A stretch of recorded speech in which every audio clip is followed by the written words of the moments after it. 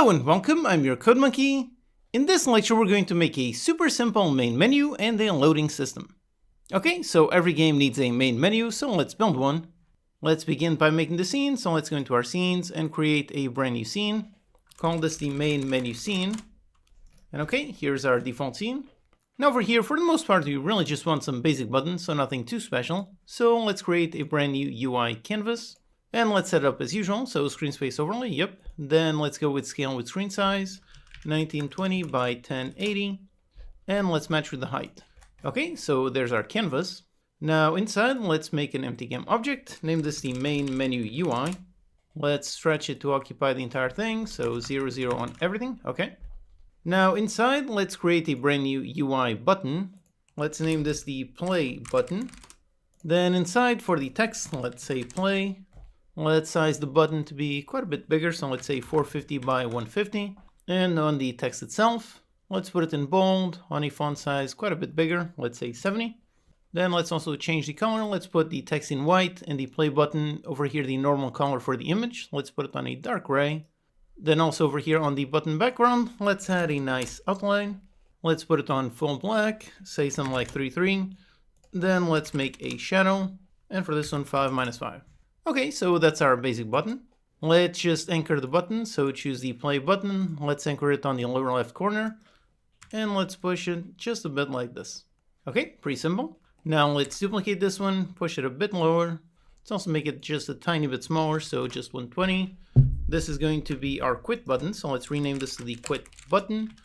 And inside for the text, just say quit, and put a bit lower on the font size, okay, like this. Okay, so we have the two basic buttons that we need. Now let's make the script to run them. So let's make a script with the same name, so main menu UI. So let's go into our script UI folder, create new script for the main menu UI. Let's attach the script and open. Okay, so now here let's begin by making serialized fields for our buttons. So a serialized field, private of type button inside unityengine.ui. This is the play button, and then we have another one for the quit button, okay? Back in the editor, let's drag the references, so that's the play button and the quit button, okay? Now here in the code, let's add some listeners to these buttons, so let's do a private void awake, and on awake, let's go into the play button, and go into the onClick event, so the event when the player clicks on the button, and let's add a listener, and now we pass in the listener. Now over here, to do this, we can add a function, so we can make a private void play click. We can define a function kind of like this, and over here add it as a listener. So that's one approach. Or another alternative that personally I like to use is to use what is called a lambda expression. So instead of defining an external function down here, we just go up here and directly we define a lambda. So we open parameters to display the parameters for the function, which in this case we have none, so just open and close. Then we do a nice little arrow, and then we have whatever we want to be our click code. So both the code that I have here and the one that I have here, both of these are exactly the same thing. This one is called a lambda expression, which is also a type of delegate. Definitely go ahead and watch my video on C# delegates in detail. It's yet another extremely powerful C# feature. I find them especially useful, especially over here to setting the click listeners. There's no need to make another function, just use a lambda expression and that's it. So over here I'm going to use that instead of an external function. Okay, so we've got the play, and then let's also listen to the quit. So on the quit button, the exact same thing. Okay, now first on the quit button, it's actually very simple. We just go into application and we call the quit function. This will quit the game, that's it, very simple. Although one note, if we actually test it like this, so here is the game playing, and if I click on quit, and nope, nothing happens. Now the logic is actually working. We can see visually that the button is changing state, so we are indeed capturing clicks. However, when the game is running inside the editor, calling that function, the application.quit, doesn't do anything. But if this were a full build, then clicking on that would indeed close our game. Okay, so now for the play button. For this one, it's also very simple. We just need to go inside the scene manager, which is inside unityengine.scene management. We just need to go inside of this one, and we call load scene. This function will load a certain scene, and for loading, we can either use the scene build index, or we can use the scene name. Like I've mentioned several times, string names are horrible. Although in this case, the alternative using an int is also not very good. Just a number is very hard to read the code and be able to know what scene this is loading. So there's one better approach that I prefer to use, but first over here, let's just use the index just for testing. So we're going to load the scene on index 1, so just like this.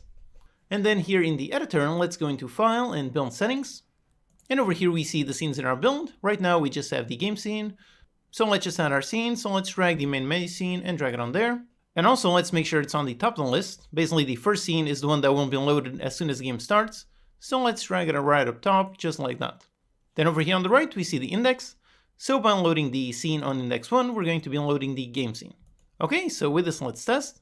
So here we are, and if I click on play, and if there you go, it does load the main scene. Okay, great, everything is working. So this is the simplest way to do scene loading. However, this method does have one issue. It's not super noticeable in a game of this scale because it loads pretty quickly. But like this, note how when we click on play, there you go, everything freezes for a little bit while the game is loading. Like I mentioned, in this case the freeze is so small, so not necessarily an issue. But if the game was much more complex, then the player would be staring at a frozen main menu for perhaps 30 seconds. That would not be good. One way to avoid that is actually very simple. Basically, it's what I already covered in detail in the scene loading video. That video was made quite a while ago, but it's still very much up to date. Here we're going to do pretty much the same thing. So we first create the scene, just empty, just saying loading. And then from that scene, we load the final scene. That way the game stays frozen on a scene that says loading, which is much more clear to the player. So let's do that.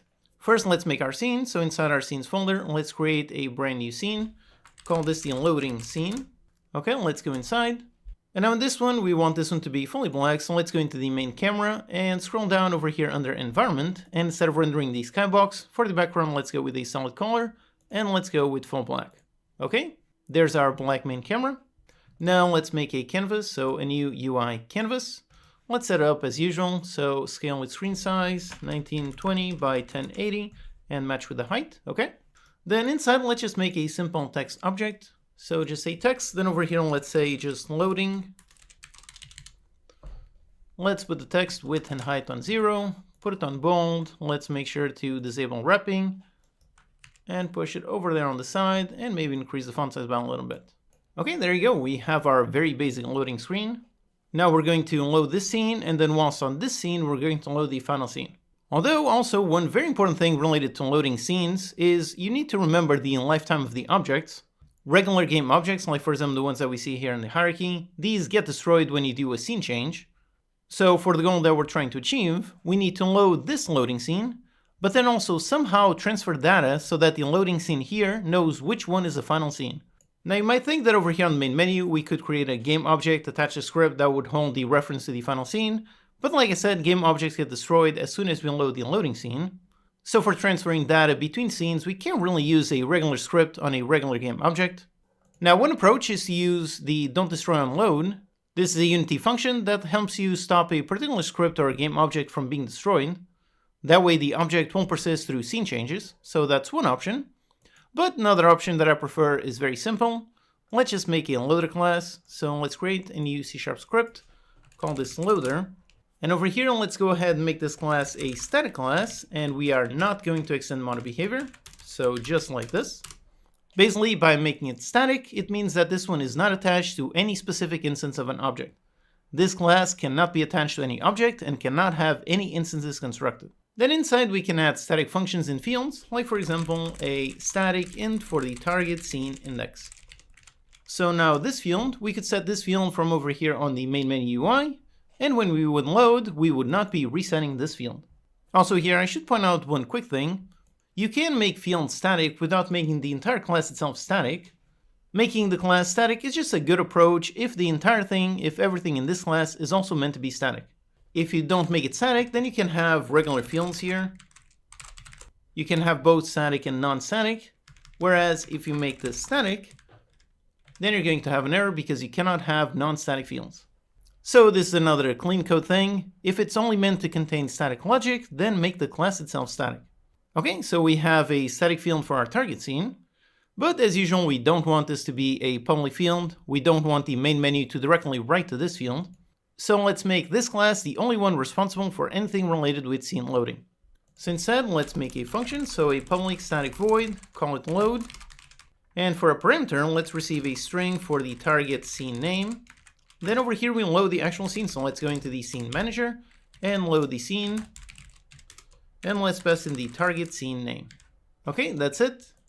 And then over here on the main menu UI, instead of directly loading a scene, let's go into the loader and call load. and pass in the scene name, so that's the game scene. Okay, so this is what we're going to do. That's good. Except it's obviously not good. Over here we're using string names. That's horrible. We should never use this. So let's avoid using strings as much as possible, and one simple way is to just define an enum for all of our scenes. So let's go here on the loader and let's define that. So a public enum, let's call it scene. And for all of our scenes, so we have the main menu scene, then we have the game scene and the loading scene. Okay, so then down here on this function, instead of receiving a string, we just receive a scene for the target scene, and we use the target scene. Although, of course, the Unity API does not support loading our custom enum, it has to be an index or a string. So the simple approach is just to convert this one into a string. That's it. So the only thing you need to make sure is that the enum values over here match the actual name on the actual scenes perfectly. So don't make any mistakes. Keep it case sensitive, so don't do this. Make sure everything matches perfectly. Okay, so just like this, everything should already be working the same as previously. So the main menu calls that. Let's actually just use that. So let's use scene.gameScene. So on the main menu, we do this, and on the loader, we load the scene. Okay, let's test. Here is the main menu, and if we click and wait a bit, and yep, there you go, it didn't load the game scene. Okay, great. So everything still works the same as previously, except now all of the loading logic is inside of this class. And over here, let's load a loading scene in the middle. Basically, when we have this function to load a final scene, let's first off set this field. So this one, instead of being type int, let's make it of type scene. And this is going to be the target scene. And let's make it private. Okay. So when we have this function, let's set that field. Although here, remember how this is a static class. So in order to access this field, we need to access it through the class name. Because over here, we also have a local variable with the exact same name. So let's access the loader.targetScene and set it to the target scene. So again, don't be confused here. You can even use Visual Studio and put the cursor on top to see what object represents what. So you can see the loader.targetScene is referencing this field, whereas this one over here is referencing the local field. So we want to assign the member field to the one that we received as a parameter.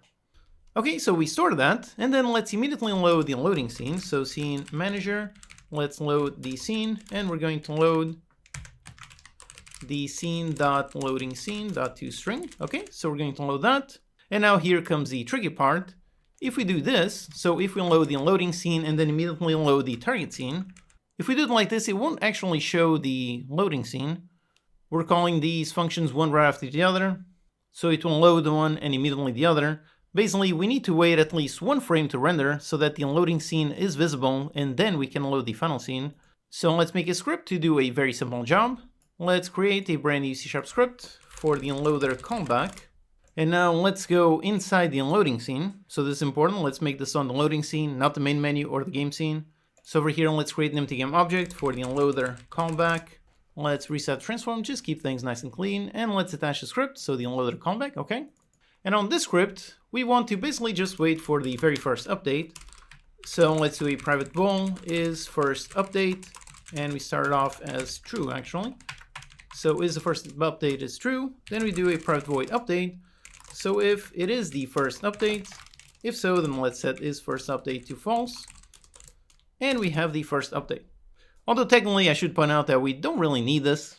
We're going to load right away, so either way it will only run one update, but still I like to add this just to make the logic perfectly clear. Basically, if it is the first update, then let's call a function on the loader. So on the loader over here, let's make a function, public static void, call it loader callback. Okay, we have this function. So over here on the loader callback, let's just go into the loader and call the loader callback function. All right. So basically now here we have this function that is going to be triggered on the first update. So we know for certain the loading scene has been rendered. So it's over here that we want to load the actual final scene. Okay, that's it. Here we have a super simple loading system. Just make perfectly sure that the loader callback with the script, this one only exists on the loading scene. It should not be on any of the other ones. So let's test, and for that, let's go inside the main menu scene. Okay, and now let's hit on play. Okay, so here we are on the main menu. Now if I click on play, and actually here's the thing that I forgot, so make sure you don't forget this. We need to add the loading scene to the builds in order to be able to load. So let's go up here into the build settings. Let's go into the project, drag the loading scene like that. Okay, so now let's test. So here we are on the main menu. Let's hit on play, and there's the loading scene. After a bit, yep, here we have our game scene. All right, awesome. So with that, everything is working perfectly. All of the logic is working great. Now that it all works great, let's just make a nice proper visual for our main menu. So for that, let's go inside the game scene, and over here let's copy a few things. So let's pick up the floor object, and let's also pick up the global volume with the post-processing. So let's copy both of these. Let's go into the main menu scene, and over here let's paste both objects, okay? Now let's also drag some player visuals. So let's put this in 3D, go back down to the floor, and let's pick up some visuals. So let's go inside our assets on the prefabs visuals. Let's find over here the player visual. Again, make sure you drag the visual only. We don't want any logic components. And by the way, this is yet another great benefit of separating the logic from the visuals. Right now, it's super simple for us to place some players here because we have just the visuals completely separated from the logic. Okay, so on the visual, let's just make it look at the camera. Let's position a bunch more players. So let's duplicate this and put one to the side. We're going to move the camera in a bit, but now let's just place them. And in the included assets, there are a bunch of materials. So over here we see the player body, then we've got a blue, a green, and a red. Like I said, this first course is on making this game in single player, but the goal is to then make a second course after this one on converting this game into multiplayer, so that's why I included multiple colors. So let's just drag these. Let's go into this player visual, and on this one, make it blue. So on the head and on the body. Then on this one on the side here, let's make this one green. So green there and green on the head. And for the one behind, let's make this one the red one. So put it in red and in red. Okay, so we've got our nice 4 players. Now let's also add a camera. So we're going to have the camera kind of like this, kind of from below looking upwards. I think that looks pretty good. For that, let's use Cinemachine. So let's go into Game Object, go into Cinemachine, and let's create a brand new virtual camera. Okay, like this, let's just push it up a little bit. Okay, so this is our nice composition. Now on the virtual camera, let's just go ahead and add some noise. So let's add basic multi-channel purling. So let's do it just like we did when we first added Cinemachine. So let's use the handheld normal mild. And now let's just play around these fields, which by the way, you can do that while the game is playing. So let's hit on play. And over here, you can play around all the fields. Although actually defaults already look pretty good. But let's put the frequency maybe a little bit less and the amplitude maybe a little bit bigger. So just some nice little sway. And by the way, if you make any changes to the Cinemachine virtual camera, and if now you stop playing, it will actually lose those changes. But over here on the virtual camera, there's this nice toggle, save during play. So if you tick this, and now you exit play mode, and there you go, those changes were saved. Okay, great. Now let's just make sure to untick this so we don't accidentally modify. Okay, so here we have the basic visual that we want. Finally, there's also a game logo in the included assets. So let's just go into our canvas, into our main menu. Let's create a brand new UI image. Let's assign the logo sprite. Then let's just position it on that corner. So let's move it all the way up there. We can anchor it to the top left corner. And let's make it a bit bigger. And by the way, on something like this, if you play around this, it might get a bit stretched. So if so, over here on the options on the image, you can toggle this one to preserve the aspect ratio. So that way, even if you stretch, it won't actually be stretched. It will always be perfect. Okay, just like this. Okay, so here we have our basic main menu. It's a basic setup, but it looks pretty good. And with that, we have built a nice main menu alongside with a loading system. So I can click on play, it goes into the loading scene and then into the game scene, so that's great. The next thing that we need is some kind of pause button, so let's do that in the next lecture.